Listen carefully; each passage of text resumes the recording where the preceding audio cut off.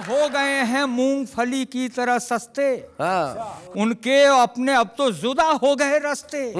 था Valentine day, हम फूल लेके जो लपके, वो दूर से ही बोली कि अंकल जी नमस्ते। कॉमेडी के वीडियोस देखने के लिए हमारे चैनल को लाइक और सब्सक्राइब करें।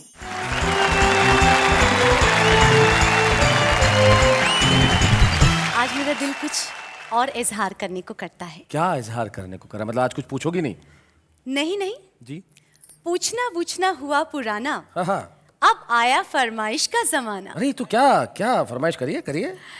अभी नहीं बताऊंगी, बाद में बताऊंगी, अचानक से। मतलब का प्रोग्राम के बाद अकेले में? नहीं, प्रोग्राम के बीच में। अच्छा। सबके सामने। पता नहीं इनके क्या इरादे हैं। इससे पहले कि ये अपने इरादों को जनता के सामने जाहिर करे, मैं बुलाता हूँ इस महफिल की शुरुआत करने के लिए एक ऐसे धमाकेदार कवि को जिसके पास ठहाकों की एक पूरी फैक्ट्री है और नाम उनका अरुण जैमिनी है। जोरदार तालियों से स्वागत करें।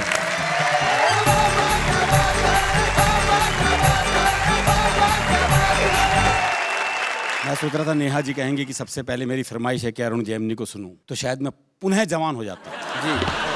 दिल की आवाज यही थी, खुदा ने सुन ली। हो गया। हाय हाय हाय हाय हाय। अब वो बेचारा कविता पढ़ पाएगा? अभी तो पढ़ पाऊंगा। दरअसल क्या है कि हरियाणा के आदमी को इतनी मस्ती मिल जाए बस वो पर्याप्त है। जी। हमारे यहाँ तो हर संबंध हास्य रस में है ना जी। अच्छा, ये हरियाणा के ही बाप बेटे का संवाद हो सकता है।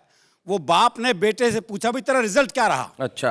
बोला जी हमारा जो प्रिंसिपल है ना उसका छोरा फेल हो गया। अरे बोले मैं तेरा रिजल्ट पूछ रहा हूँ। बोला जी गांव का सरपंच है ना उसका छोरा ही फेल हो गया। अच्छा। अरे बोले तेरा दिमाग खराब है, मैं तेरा रिजल्ट पूछ रहा हूँ। अरे बोले वही तो बता रहा हूँ, तू कौन सा प्रधानमंत्री लाग रहा है? वो मेरे पड़ोस में रहते जी रामकिशन जी। जी। उनके बेटे का रिजल्ट आना था, तो बाप ने कहा अगर फेल हो गया ना तो मुझे बापू मत कह दियो बस। दोपहर में बेटा रिजल्ट लेके वापिस आया, तो बाप ने पूछा भाई रिजल्ट क्या रहा? तो छोरा बोला रामकिशन के रखा है रिजल्ट में छोड़ना। ये हरियाणा के संबंध ऐसे ही हैं जी। जब ये बाप बेटे के ऐसे हैं तो सास बहू दामाद ये तो हास्य से भरे ही पड़े। जी। वो एक दामाद पता ससुराल पत्ते को लेने, तो सास का जी नहीं कर रहा था भेजने का। तो उसने कहा अगले हफ्ते आइए। वो अगले हफ्ते आया। सास बोली बे जी नहीं भरा, अगले हफ्ते आइए। वो फिर अगले हफ्ते आया। सास बोली तू तो हर हफ्ते आ जा है। हाँ। हम अभी नहीं भेजेंगे, 15 दिन के बाद भेजेंगे। बोला जी मैं भी आज आके थक गया, मैं 15 दिन यहीं रुकूंगा। बोले जी आप रुकोगे तो लोग क्या कहेंगे? बोले क्यों? थारी छोरी हमारे यहाँ 6 महीने रुकी। हाँ, सही बात है। बोले जी वो तो आपके यहाँ ब्याही गई है। तो बोले मैं क्या फूका गया हूँ। वो एक और दामाद पता ससुराल पति को लेने, तो सास का जी नहीं कर रहा था भेजने का। तो उसने बाकी बच्चों से कहा बोल जीजा को समझाओ। अच्छा। और अगर नहीं माने ना तो यूं कह देना हमारी माता जी की देवी आ जाती है। देवी आ जाती है। और जब देवी आ जाती है अपनी बात मनवा के छोड़ती है। बालक पहुंच गए, बोले जी आज अभी नहीं भेजेंगे। बोले लेके जाऊंगा। बोला ऐसा हमारी माता जी की देवी आ जाती है, और जब देवी आ जाती है अपनी बात मनवा के छोड़ती है। बोला देवी आ जाए या देवा आ जा, मैं तो लेके जाऊंगा। थोड़ी देर बाद सास जो बाल वाल बिखेर के आ गई। हाँ। बोले देवी आ गई ना भेजूं, देवी आ गई ना भेजूं, देवी आ गई ना भेजूं। दामाद थोड़ी देर ड्रामा देखता रहा, फिर बोला भैरव आ गया लेके जागा। दरअसल क्या हमारे यहाँ काम वही कर सकते हो जो हरियाणा का ही हो जी। अच्छा। जैसे डॉक्टर है, कोई और प्रदेश का जाके वहां डॉक्टरी करने लग जा, कर ही नहीं सकता। हाँ। क्योंकि मरी बीमारी ऐसी बताओगा। बोले डॉक्टर साहब कालजे में कुछ धुआं सा उठा है। और डॉक्टर भी कमाल है। वो एक डॉक्टर एक मरीज का चेकअप कर रहा था, देखा उसकी दोनों टांगे नीली पड़ गई। बोले ओहो जहर चढ़ रहा है भाई, टांगे काटनी पड़ेंगी। दोनों टांगे काटी गई साहब, नकली टांग लगवाई गई। देखा कुछ देर नकली टांग भी नीली पड़ गई। हाँ। बोले ओहो तुम्हारी तो जीन्स ही रंग छोड़ती है। वो एक आदमी का मुकदमा चल रहा था, तो भाई ने अपना वकील नहीं किया। अच्छा। बोले अपनी वकालत खुद ही करूंगा। अब बोला जज साहब हमारे बीच में झगड़ा हो गया कसूत्ता। कसूत्ता। अब जज की कुछ समझ में नहीं आया। बोले भाई तुम क्या कह रहे हो, मेरी समझ में नहीं आ रहा, तुम अपने लिए कोई वकील कर लो। है बोले समझ में तेरे नहीं आ रहा और वकील मैं कर लूं।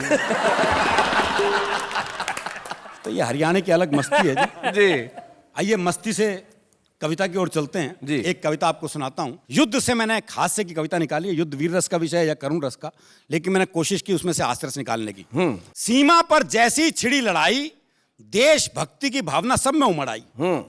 कुर्बानी का कुछ ऐसा चढ़ा जुनून कि घायल सैनिकों को सभी देने लगे अपना अपना खून। अच्छा। नेता हो या व्यापारी, कवि हो या भिखारी, खिलाड़ी हो या संगीतकार, अध्यापक हो या बेरोजगार, तरह तरह के लोगों का जब घायल सैनिकों में खून चढ़ा तो सबका प्रभाव अलग अलग पड़ा। अच्छा।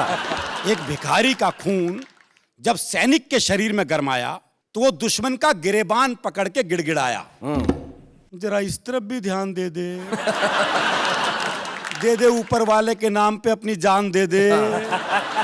इतना कहकर जैसी उसने जान ली, दूसरे दुश्मन ने उसकी नियत फौरन पहचान ली। वो वापस नियंत्रण रेखा की तरफ भाग चला। हमारा सैनिक बोला, जो दे उसका भी भला, जो ना दे उसका भी भला। कवि का खून चढ़े सैनिक ने जब दुश्मन को अपने चुंगल में फंसाया तो दुश्मन गिड़गिड़ाया, माफ कर दो, माफ कर दो। सैनिक बोला, जाओ तुम्हें माफ किया। इतना कह के पहले तो उसने बंदूक की नाल साफ करने वाले ब्रश से दुश्मन का कान साफ किया। अच्छा। फिर अपनी कविताओं का बारूदी पुलिंदा बंदूक की जगह अपनी जुबान में भरा। अच्छा। और दाग दिए 12 दोहे, 24 कविताएं और 36 चौपाई। अच्छा है, वाह वाह वाह वाह। और दाग दिए 12 दोहे, 24 कविताएं और 36 चौपाई। और जब तक उसके प्राण नहीं निकले उससे तालियां बजवाई। अध्यापक के खून वाला सैनिक निहत्था दुश्मन के बंकर में आया, एक का कान मरोड़ते हुए गुर्राया, अच्छा मेरे पीरियड में आधी क्लास भाग गई। सुना, ये बंदूक यहां से हटाओ, जाओ किसी पेड़ पर से एक मोटी डंडी तोड़ कर लाओ। पूरी चोटी पर उधम मचा रखा है, फौरन मुर्गा बन जाओ। और मुर्गा बने बने ही अपने खून से 40 बार जय हिंद लिखकर दिखला। क्या बात। तुम्हें बंदूक में ना गोली भरनी आती है ना चलानी आती है, कुछ दिन मेरे घर ट्यूशन पढ़ने आओ। एक फिल्म अभिनेता का खून चढ़े सैनिक से अफसर ने कहा निशाना लगाओ। सैनिक बोला, पहले कैमरामैन बुलाओ। अच्छा। और लाइट जलवाओ। अफसर बोला, लाइट जलवा के मरवाएगा? तो सैनिक बोला, मुझे मरने का डर मत दिखाओ, ये काम मैं पहले भी कर चुका हूं। अच्छा। अब से पहले 15 फिल्मों में 50 बार मर चुका हूं। अच्छा। अफसर चौंका, 15 फिल्मों में 50 बार? ऐसा तूने क्या करा था? सैनिक बोला, क्यों, रीटेक में क्या तेरा बाप मरा था? फिल्मोनिया से ग्रस्त व्यक्ति के खून ने और कमाल दिखाया। फिल्मोनिया। हाँ, आगे बढ़ते दुश्मन को देखते ही चिल्लाया, जानी तुम्हारे पांव देखे बहुत गंदे हैं, इन वादियों में घिन आएगी, इन्हें हमारी जमीन पे मत रखना, जमीन मैली हो जाएगी। क्या बात है। जमीन मैली हो जाएगी। और शिक्षा व्यवस्था पर एक व्यंग। एक सैनिक का बहुत ही मजबूत था कांधा। उसने 4 दुश्मनों का एक गट्ठर सा बांधा, उठाया, पीठ पर लटकाया और सारे युद्ध क्षेत्र का नक्शा बदल दिया। जब वो 5वें दुश्मन को एक हाथ में पानी की बोतल की तरह लटका कर चल दिया। अच्छा। सब हैरान परेशान, खा गए गच्चा। लेकिन ये किस्सा है सच्चा, क्योंकि उस सैनिक को खून देकर आया था एक स्कूल का बच्चा। क्या बात। एक सैनिक को गलती से एक नेता का खून चढ़ गया। बस यहां गलती हो गई। एक सैनिक को गलती से एक नेता का खून चढ़ गया, ठीक होते हुए फ्रंट की बजाय दिल्ली की तरफ बढ़ गया। उसे फ्रंट का मतलब समझाया गया और सीधा कारगिल भिजवाया गया। वहां तोपों को देखते उसका कलेजा हिला। अच्छा, यही हो बोफोर्स तोप जिसका कमीशन मुझे आज तक नहीं मिला। चल छोड़, अभी इस चक्कर में क्या पढ़ना है। फिर अफसर से बोला, अच्छा बताओ मुझे किस चुनाव क्षेत्र से लड़ना है। अफसर ने कहा, द्रास। वो बोला, क्या कहा, मद्रास? मुझे तो उत्तर भारत में कहीं से लड़ा दो। अफसर गुस्से में बोला, इसे सीधा टाइगर हिल पे चढ़ा दो। वो सिरफिरा चढ़ते चढ़ते कई बार गिरा। इस दृश्य का आप लोग आनंद लें जी। वो सिरफिरा चढ़ते चढ़ते कई बार गिरा, जहां भी 2-4 सैनिक दिखें वहीं रस्सी छोड़ दे और वोट मांगने के लिए दोनों हाथ जोड़ दे। और कविता की सबसे महत्वपूर्ण पंक्ति आप तक पहुंचा रहा हूं, लेकिन मैं कहता हूं कुछ ऐसा इंतजाम हो जाए, नेताओं का खून सैनिकों को नहीं बल्कि सैनिकों का खून नेताओं को चढ़वाया जाए। क्या बात है। वाह वाह वाह वाह। सैनिकों का खून नेताओं को चढ़वाया जाए ताकि उनमें भी भारत मां के सच्चे सपूतों का रक्त हो, कोई ढूंढने से भी देशद्रोही ना निकले, हर नेता देशभक्त हो। वाह वाह वाह।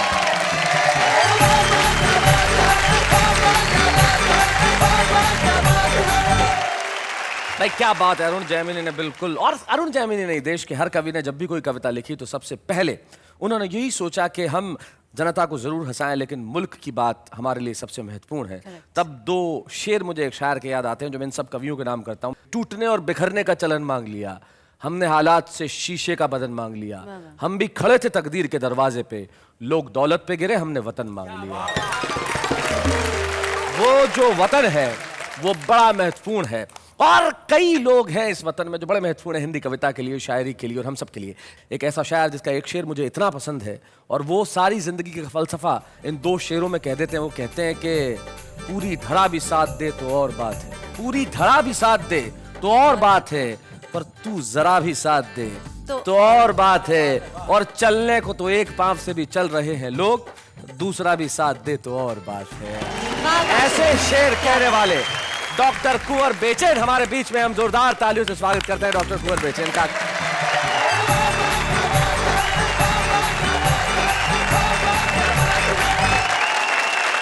बहुत अच्छी अच्छी कविताएं यहाँ सुनाई जा रही हैं और बहुत आनंद से आप लोग सुन रहे हैं। मुझसे भी कहा गया कि थोड़ा बहुत हंस लिया करो, तो मेरे साथ क्या गुजरी वो बताना चाहता हूँ। जी जी। 2-4 बार हम जो कभी हंसा लिए, सारे जहां ने हाथ में पत्थर उठा लिए। क्या बात है। कौन कौन हंसने देता है, तो हंसा रहे हैं, बहुत बड़ी बात। लेकिन भले सारे जहां ने हाथ में पत्थर उठा लिए हों, मैंने भी जवाब देने की कोशिश की। दुनिया ने मुझ पे फेंके थे पत्थर जो बेहिसाब, दुनिया ने मुझ पे फेंके थे पत्थर जो बेहिसाब, मैंने उन्हीं को जोड़ के कुछ घर बना लिए। नकारात्मक स्थिति में सकारात्मक बात कह रहा हूं और एक शब्द इस्तेमाल करने की कोशिश की है।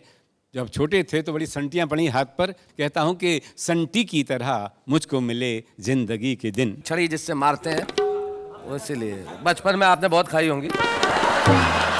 संटी की तरह मुझको मिले जिंदगी के दिन, मैंने उन्हीं में बांसुरी के सुर बना लिए।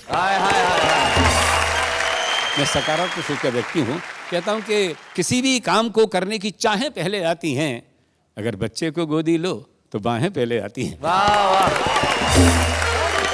अगर बच्चे को गोदी लो तो बाहें पहले आती हैं, और हर एक कोशिश का दर्जा कामयाबी से भी ऊंचा है। हर एक कोशिश का दर्जा कामयाबी से भी ऊंचा है कि मंजिल बाद में आती है, राहें पहले आती है। वाह वाह वाह। पहले तो ये चुपके चुपके यूं ही हिलते डुलते हैं, हाँ। पहले तो ये चुपके चुपके यूं ही हिलते डुलते हैं, दिल के दरवाजे हैं आखिर खुलते खुलते हैं।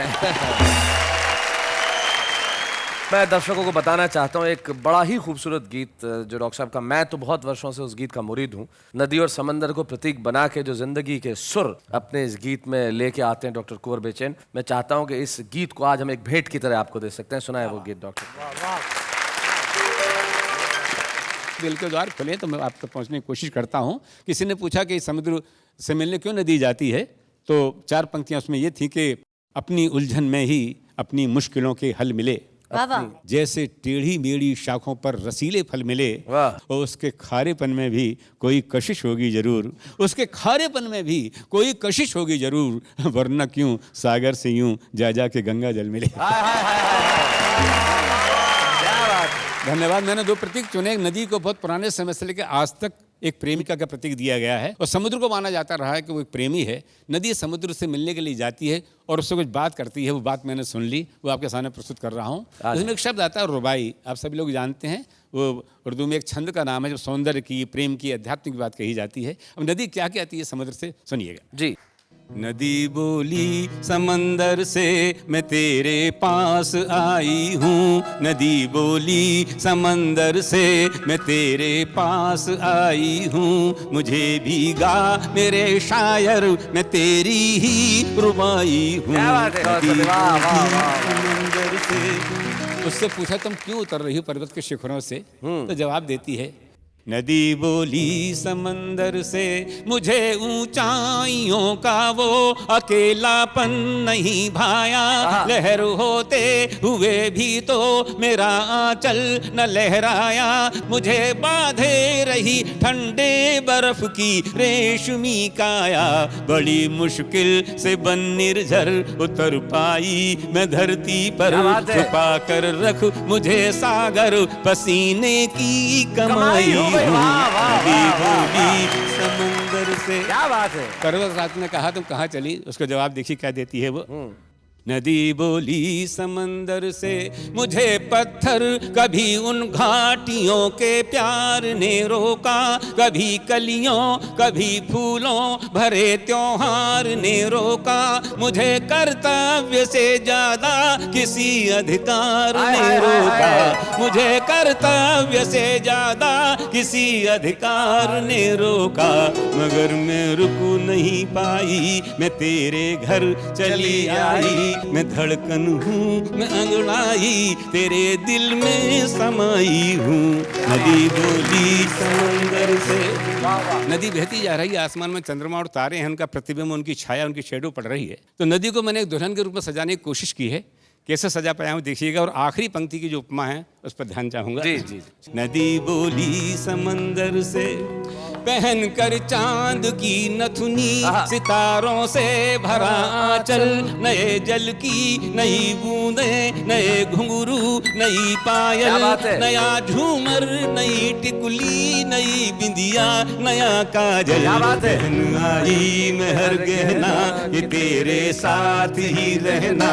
लहर की चूड़ियां पहना, मैं पानी की कलाई हूँ। बहुत बहुत धन्यवाद।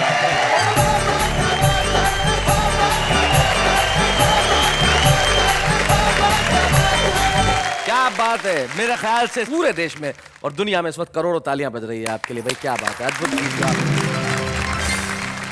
कुछ लोग होते हैं जो खुद को पहचानते हैं, हर उम्र में पहचानते हैं। जैसे सूर्य कुमार पांडे जी, उन्होंने हर उम्र में खुद को पहचान रखा है कि उन्हें करना क्या है। एजेंडा बिल्कुल क्लियर है। जवानी से लेकर बुढ़ापे तक उम्र कोई भी आए, एजेंडा क्लियर है। चाहे वो जवान रहे न रहे, एजेंडा क्लियर है। और इनसे जब मैं पूछता हूं कि आपको पता है कि ऐसा क्यों करना है, किस तरह से करना है, तो किसी शायर के दो शेर ये कहते हैं कि एक ऐसा भी जाम हो जाए कि गम का किस्सा तमाम हो जाए। एक ऐसा भी जाम हो जाए कि गम का किस्सा तमाम हो जाए। ये तो कहिए कि मोहब्बत है उनसे, वरना जीना हराम हो जाए। ये है सूर्य कुमार पांडे।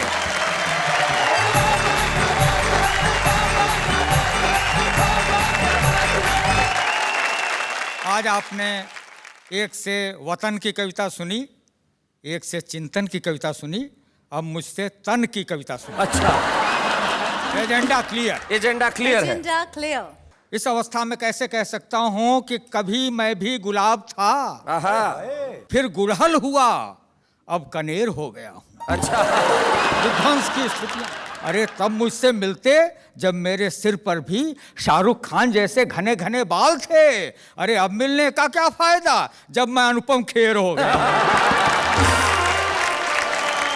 नजर के सामने हरदम इसे रखता हूं अब तो मैं। अच्छा, बताता हूं कि चश्मे से क्यों इतना प्यार करता हूं। जवानी गुजरी अपनी गैरों से आंखें लड़ाने में, उम्र जब ढल गई है खुद से आंखें चार करता हूं।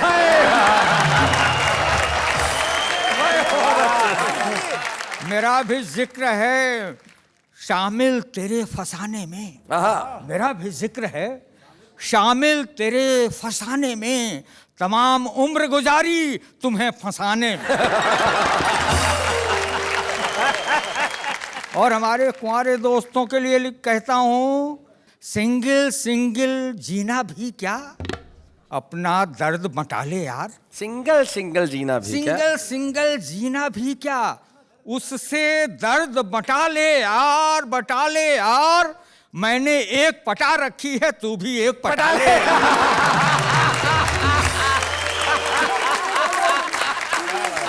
नेहा जी सुनिए आप। हाँ, सही में आपका एजेंडा क्लियर है। बिल्कुल एजेंडा क्लियर। हम हो गए हैं मूंगफली की तरह सस्ते, हाँ। उनके अपने अब तो जुदा हो गए रास्ते।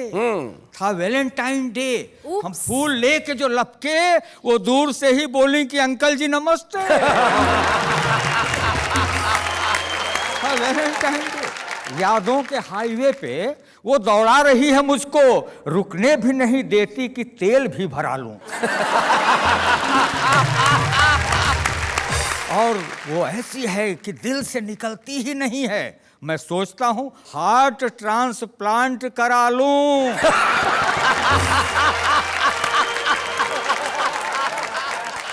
तो मेरी महबूबा मुझसे इस तरह चाहत बढ़ाती है अच्छा कि ये सरकार जैसे तेल की कीमत बढ़ाती है। हाय हाय क्या बात है, वाह वाह वाह वाह वाह वाह वाह वाह।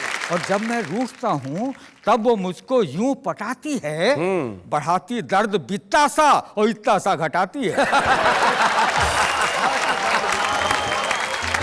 बहुत बढ़िया पांडे। हुई मेमोरी फुल ऐसी कि अपना सेंस गायब है। अच्छा तुम्हारे लफड़े में पड़ करके फ्यूचर टेंस गायब है। तेरा स्ट्रांग सिग्नल वीक मेरा है, यही प्रॉब्लम। तेरा स्ट्रांग सिग्नल वीक मेरा है, यही प्रॉब्लम। तेरे नेटवर्क में आया, मेरा बैलेंस गायब है। अब आप ये तो बाहर की बातें थी, अब अंदर की। हाँ मैंने कहा वाइफ जी, वाइफ जी, मैंने कहा वाइफ जी, यह पुत्र हम दोनों का, पर शक्ल और सूरत में आप पर गया है। पत्नी ने कहा कुछ तो कंपनसेट हो रहा है, कैरेक्टर में तो पट्टा अपने बाप पर गया है। तो अब ऐसे बच्चे तो उसको क्या समझाता हूं मैं कि प्यार की सीमा में रह। अच्छा प्यार की सीमा में रह, साबुत रहेंगे तन बदन। डैडी क्या हैं, चांद तारे कदमों में झुक जाएंगे। और लिमिट से बाहर न लव कर दिल जले पुत्र मेरे, हाई वोल्टेज आया तो सब उपकरण फूंक जाएंगे।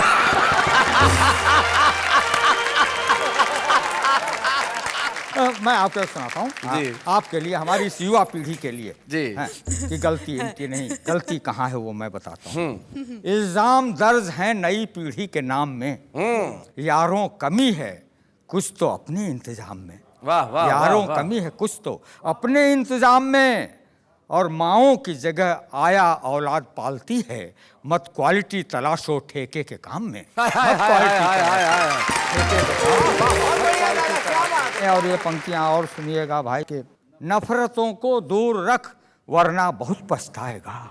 प्यार का एसी चला ले, दिल में ठंडक पाएगा। और आदमी को धूल जूते की समझने का गुमान, वक्त का जूता पड़ेगा आदमी हो जाएगा। क्या बात है, वाह वाह वाह वाह वाह वाह। और जाते जाते आपको चार पंक्तियां सुनाता हूँ सुनाए कि मुझे गुजरे पलों की साइट पर तुम सर्च कर लेना। है क्या बात है। खरा 100% हूँ, टेस्ट या कि रिसर्च कर लेना। अच्छा हंसी का गोल्ड कॉइन हूँ, रखो तुम दिल के लॉकर में। जरूरत जिंदगी को जब पड़े तब खर्च कर लेना। क्या बात है, वाह वाह वाह वाह।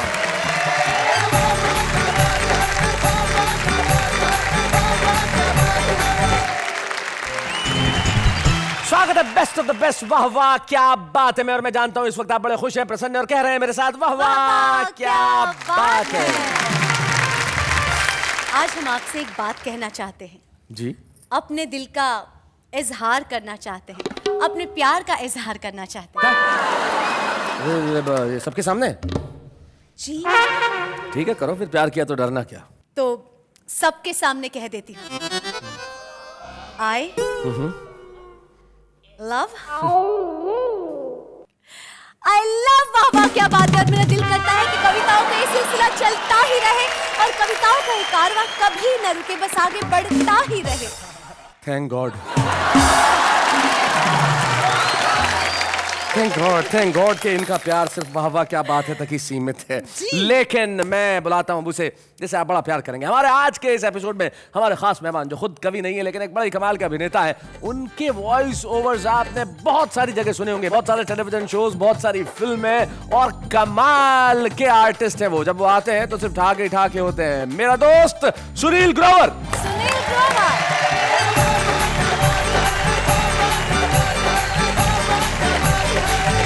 मैंने कविता का शौक बहुत पहले से पाला हुआ है और आज मैं यहाँ पे कविता जो मैंने लिखी हैं बहुत सारी, उनमें से शैलेश जी कौन सी अपनी लिखी हुई कविता सुनाऊं आज मैं? एक ही तो लिखी है भाई, वो सुना दे।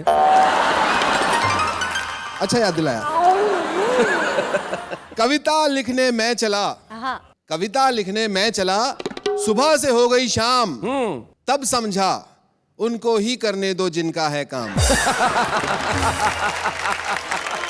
तो मैं आज उनकी कविता पढ़ने वाला हूँ जो बहुत सिंपल लिखते हैं और बहुत सहज लिखते हैं। मैं उसको बहुत एंजॉय करता हूँ, इसलिए एंजॉय करता हूँ कि मेरी समझ में आ जाती है जी। हम सब लोगों की समझ में आ जाती है। हुल्लड़ मुरादाबादी साहब जी भाई, जोरदार तालियों से स्वागत। कुछ दोहे आप सब लोगों के साथ शेयर करना चाहूंगा। पूर्ण सफलता के लिए, पूर्ण सफलता के लिए दो चीजें रख याद, मंत्री की चमचागिरी, पुलिस का आशीर्वाद। नेता को कहता गधा, नेता को कहता गधा, शर्म न तुझको आए, कहीं गधा इस बात का बुरा मान ना जाए। कर्जा देता मित्र को वो मूर्ख कहलाए, कर्जा देता मित्र को वो मूर्ख कहलाए, महामूर्ख वो मित्र है जो पैसा लौटाए। बिना जुर्म के पिटेगा, बिना जुर्म के पिटेगा, समझाया था तोय, पंगा लेकर पुलिस से साबुत बचा न कोई। बुरे समय को देखकर गंजे तू क्यों रोए। एक मिनट भाई साहब, इनके लिए तो नहीं है, 4 लोग बैठे हैं। ये हुल्लड़ मुरादाबादी साहब ने कहा है, मैं नहीं कह रहा हूं, मेरी तरफ से नहीं है। बुरे समय को देखकर गंजे तू क्यों रोए, किसी भी हालत में तेरा बाल न बांका होए। दोहों को स्वीकारिए या दीजिए ठुकराए, जैसे मुंह से बन पड़े मैंने दिए बनाए। क्या बात है, वाह वाह वाह वाह भाई। सुनील, कविता जो लिखता है वही उसे अच्छे ढंग से सुना सकता है, लेकिन एक अच्छा अभिनेता वही होता है जो हुल्लड़ जी की कविता को इतने अच्छे ढंग से सुनाए। हम आपका बहुत बहुत अभिनंदन करते हैं। Thank you so much Sunil, thank you.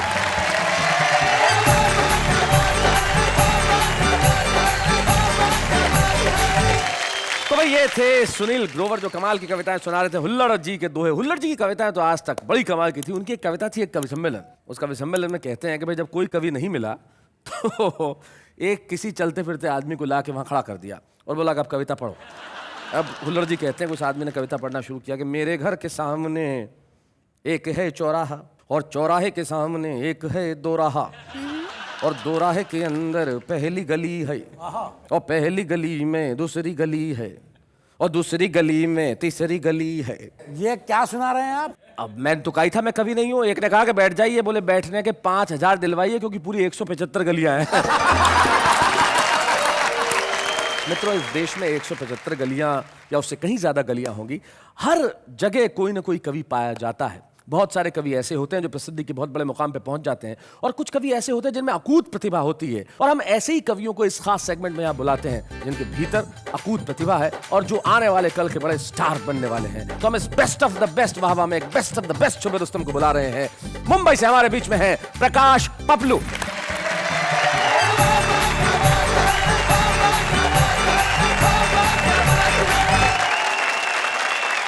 दो पंजा कहना चाहता हूँ जी प्रकाश। कि हम हास्य कवि हैं, पर क्या हमारे दिल में गम नहीं होता? हाँ। और आपको बता दूं कि छुपा रुस्तम भी किसी से कम नहीं होता। हाय हाय हाय हाय हाय हाय।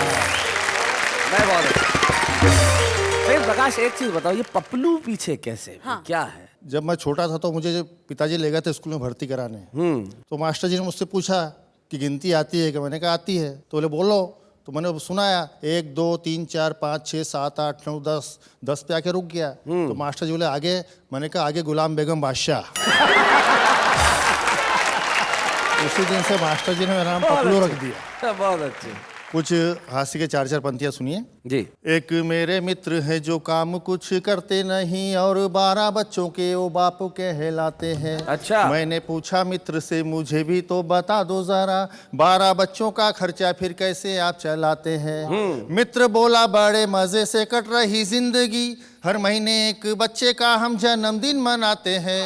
उसमें भेंट स्वरूप जो भी मिल जाता बच्चे को फिर उसी से हम महीने भर का खर्चा चलाते हैं।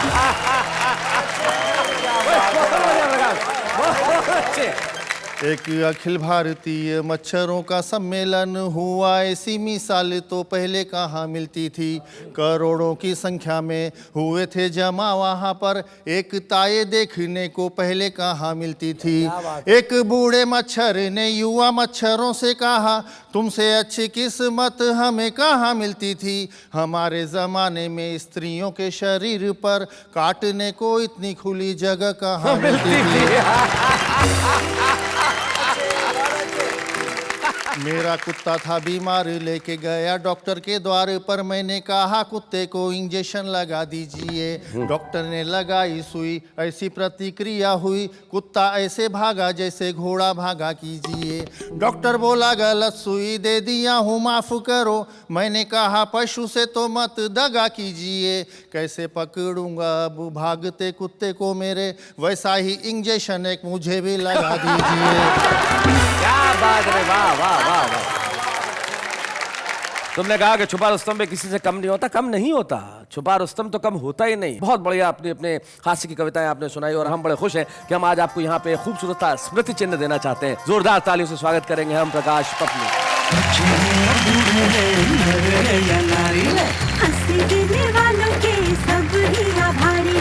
कविता सुनाने वाले अब सबके साथ हैं। शैलेश जी, आज बेस्ट ऑफ वाह वाह क्या बातें हैं। तो लगे हाथ आप भी बता दीजिए कि यहाँ मौजूद सारे कवियों में से अकॉर्डिंग टू यू बेस्ट कवि कौन है? इनमें से बेस्ट कौन है? जी मैं खुद। जी भाई देखिए, मैं इन सब कवियों का शुभचिंतक हूँ। मैं कहूँ कि ये बेस्ट है तो ये बुरा मान सकते हैं, तो ये कहूँ कि ये बेस्ट है तो वो बुरा मान सकते हैं। इन सबको एक झगड़े से बचाने के लिए मैंने कह दिया कि मैं खुद हूँ। भाई जिंदगी के अंदर ये त्याग करना बड़ा जरूरी है और कई बार हम ऐसा त्याग करते हैं। भाई तो मैं तो हमेशा से ऐसा त्याग करता रहा हूँ, पर लेकिन त्याग हमारा आम आदमी भी करता है अपने समय का, और लिखता है कुछ छोटी छोटी कविताएं। कैसे लिखता है जरा सुनते हैं, जरा देखिए। सच में दिल आपकी आंखों से गहरा निकला, जिसको भी ये शेर सुनाया वो पहले से ही बहरा निकला। एक बेगुनाह की सजा चुकाने के लिए 10 मुजरिमों को छोड़ दो। एक बेगुनाह की सजा चुकाने के लिए 10 मुजरिमों को छोड़ दो। एसीपी प्रद्युम्न ने कहा, दया दरवाजा तोड़ दो। एक बात मेरी समझ में बिल्कुल नहीं आती है, एक बात मेरी समझ में बिल्कुल नहीं आती है। पढ़ाई करने बैठो तो इतनी नींद क्यों आती है? शायरी करनी आती नहीं, सभी शायरी करने चले, और शायरी को घास समझकर सभी गधे चरने चले।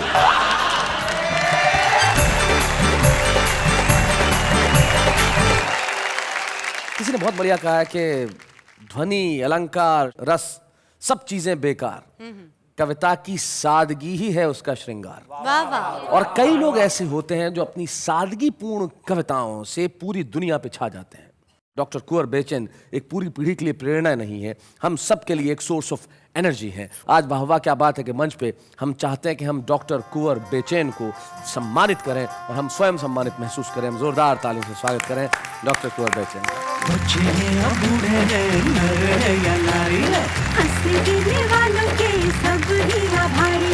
कविता सुनाने वाले अब सबके साथ हैं। डॉक्टर कुंवर बेचैन हमारे कुल के इतने बड़े कवि को जब सम्मानित कर रहे हैं तो बड़ा अच्छा लगता है जब उनके परिवार के सदस्य यहाँ उपस्थित हैं। हमारे साथ डॉक्टर कुंवर बेचैन की बिटिया वंदना रायजादा और उनके दामाद श्री शरद रायजादा उपस्थित हैं। वंदना, स्वागत है आपका। धन्यवाद। मैं कुंवर जी को वर्षों से जानता हूँ, मैंने आज तक कभी कुंवर जी को गुस्से में नहीं देखा। कभी आपको घर में कभी गुस्से में देखा है आपने कभी इन्हें? नहीं, हम लोग बचपन से ही पापा जी से जो सहजता जी क्या बात है। और जीवन दर्शन जो हमने उनसे सीखा, उन्हें मैं कुछ पंक्तियों में कहना चाहूंगी। इरशाद सुनाए। बारूद से चाकू से न खंजर से बात कर, गर कर सके तो दिल के ही अंदर से बात भाई, क्या बात है। मिलती है जिसमें जाके हर एक प्यार की नदी, इंसानियत के ऐसे समंदर से बात कर। वाह वाह। है जन्म से ही मौत की खूंटी पे जो टंगा, उस अपनी जिंदगी के कैलेंडर से बात कर। तो ये सीखा हमने अपने पिता से। क्या बात है। तो शरद जी, मैं आपकी स्थिति देख रहा हूँ, ससुर कवि, बीवी कवित्री, दो पाटन के बीच में साबुत बचा रखो है। आपका क्या हाल होता है शरद जी, ये बताएं। चलिए जी, अपनी सुना जाते हैं, हमारी नहीं सुनते। बहुत अच्छा। फिर क्या करना पड़ता है आपको अपनी सुनाने के लिए? मुझे एक किसी ने पूछा था कभी कि आप जब ससुराल जाते तो आपको कैसा महसूस होता है। मैंने उनको बोला कि वो एक मेरा ना आत्मिक चिंतन का स्थल है। अच्छा। जब व्हेन आई एम डिप्रेस्ड और I need some positive energy जी, तो मुझे वहां जाना होता। मतलब आपके हिसाब से कुंवर बेचैन जी आपकी सारी समस्याओं का उपचार है, ससुराल नहीं है, हरिद्वार है, जाके शांति मिलती है। आज एक गजलकार का यहाँ सम्मान हुआ, इसलिए बशीर बद्र साहब के दो शेर आपसे जाते जाते कहना चाहता हूँ। यही कह सकता हूँ, मोहब्बत में इससे बढ़िया क्या कहा जा सकता है। वो कहते हैं कि अभी इस तरफ न निगाह कर, मैं गजल की पलकें सवार लूं। अभी इस तरफ न निगाह कर, मैं गजल की पलकें सवार लूं। मेरा लफ्ज लफ्ज हो आईना, तुझे आईने में उतार लूं। वाह वाह, क्या बात है।